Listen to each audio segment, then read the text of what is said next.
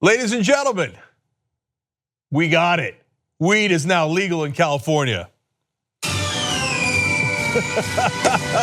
if ever there was cause for celebration, this is it. And I'll tell you why. It's not just because people want to get high. It's because it has huge policy ramifications. And it's not just because it's California. It's because it's over. Here, I'm going to declare it over right now. Marijuana will be legal everywhere. Once I pound the gavel, it is OVAH, OVA. So let me explain why. Let's go to HuffPost for an explanation of the law in California. Adults who are at least 21 years old can legally purchase recreational marijuana from select retail shops in California beginning Monday. So that was yesterday. A milestone that instantly makes the state the world's largest legal marijuana marketplace. Okay, so it's gigantic. California, if it was its own country, would be among the top 7 economies in the world. So that's how large California is, both in size and in economy. But there are even wider ramifications.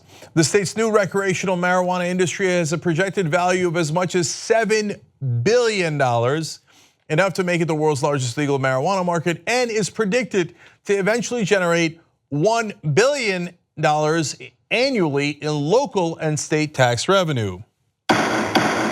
OVAH, OVA. Once the government gets hooked on that $1 billion, it's a gateway drug to having marijuana legal forever. You know, I'm using gateway drug, of course, mockingly of the right wing and the preposterous argument they made about marijuana for decades and decades. But it's not just about the government needing that tax revenue. Much more importantly, guys, and what is not mentioned in these articles nearly enough, almost not at all, is once you have corporations profiting from marijuana to the tune of $7 billion in California alone, we're done with this thing. Then all of a sudden corporate power flips to the other side and goes, marijuana? What do you mean gateway drug? Schedule 1, it's fantastic, it's wonderful. Do you know how much money we're making? And then you grease some politicians and this thing is done, it's done. Nobody's gonna turn down that kind of profit. And then they're gonna want it in all the neighboring states, then all the states, and then all across the world. So corporate America, unfortunately, has a lot of downsides, including bribing almost all of our politicians here in America. But the upside is if you let corporations do marijuana, you will have legal marijuana everywhere. Okay, California produces vast amounts, as HuffPost continues to explain, Matt Ferner writing here, vast amounts of marijuana and has done so for years. Now, more than 20 years after the state legalized medical marijuana, 28 other states allow cannabis for medical purposes. 8 states, including California and the District of Columbia, have also legalized the plant for adult recreational purposes. You're not going to roll back 28 states' legislation. This is not an issue that goes back and forth. Oh, look, the right wing is winning now and the left wing is more momentum later, and it goes, no. Once marijuana becomes legal in California, as it has now become, there's no rolling it back. You're not gonna roll back to 28 states. You know why? Because we've been right all along. There's nothing wrong with marijuana. So does it have a couple of downsides? Of course, as anything does. But is it more dangerous than heroin and cocaine and meth and fentanyl? No, it's not. Is it more dangerous than painkillers you're taking? No. Is it more dangerous than alcohol? No. So if it was, you know what would happen after California legalized it, let alone all the other states which have already done so recreationally, let alone medical marijuana? People would have started dying, right? They would be like, oh my God, did you hear about the 13 guys who died yesterday from smoking marijuana? But that doesn't happen because it was all lies. So instead what's gonna happen is, hey, did you hear about the 13 guys or 13,000 guys who smoked marijuana the other day and felt a little bit better, either in terms of actual pain relief, which helps soldiers suffering from PTSD as one of many, many examples, or did you hear about the 130,000 people who smoked marijuana yesterday and had a good time, and that was that? They made a good time illegal. I thought this was a free country, but it's gonna be free again.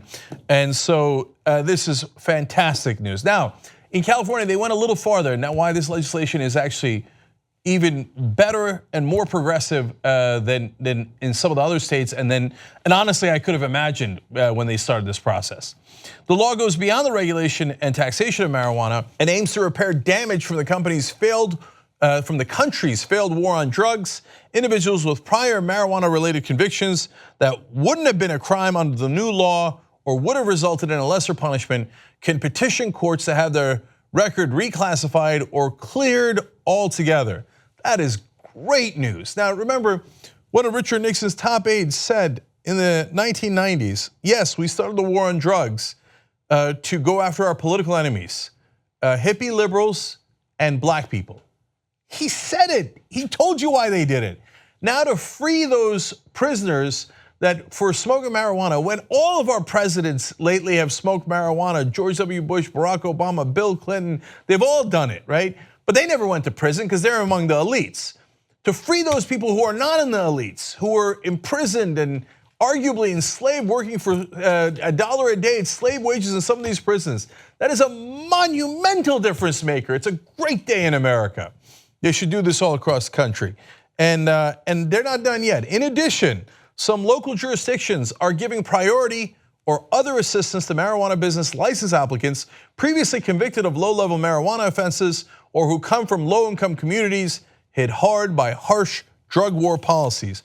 For years and years, for decades, they crushed those local communities. The only economic opportunity they had, unfortunately, was the booming drug trade in their neighborhood. Now they've turned it around and said, we were wrong. So if we're going to start up shops and this is going to be legal and these are going to be real businesses, we should give those same communities which we oppressed and crushed and imprisoned for all this time for something that was actually perfectly safe. We're going to give them an opportunity first. In my mind, that is wonderful. And all these states, there are no cases of people going wild on marijuana. It was all propaganda. Nobody's lost their mind. That's not the gateway drug. The gateway drug, unfortunately, is legal prescription painkillers. As we've seen with the opioid epidemic, these steps are wonderful. One last piece of news for you in regards to this for the whole country. A recent Gallup poll found that 64% of Americans favor making marijuana legal, the highest since the pollster first posed the question almost 5 decades ago. Majorities of Republicans, Democrats, and independents all voiced support for legal marijuana. It's over. Marijuana will be legal everywhere, and it as well as should be. And California has, in my opinion, struck the death blow for this insane war on marijuana that has been going on for far too long. Another great job by one of the most progressive states in the country in leading the way towards righteousness, justice, and rationality. If you become a member of the Young Turks, you'll be saying, you know, I'm like a smart person. So do it right now, tytnetwork.com/join. Get the whole Young Turks show every day.